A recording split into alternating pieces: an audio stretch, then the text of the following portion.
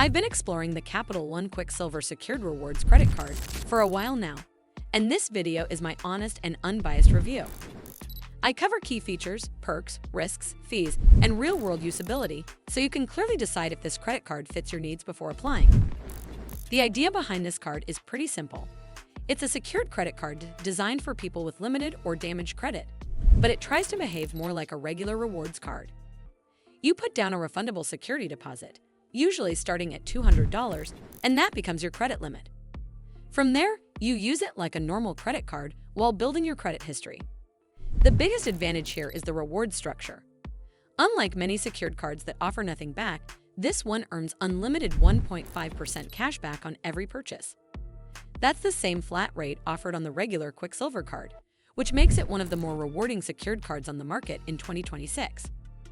Another strong point is that there's no annual fee. A lot of secured cards charge a yearly fee on top of requiring a deposit, which can make them expensive to hold long-term. Capital One also automatically reviews your account for credit limit increases without requiring additional deposits, and responsible use can eventually lead to upgrading to an unsecured card. The card also reports to all 3 major credit bureaus, which is essential if your goal is actually improving your credit score. With that said, there are a few downsides. The credit limit is tied to your deposit, which means your spending power may start out fairly low.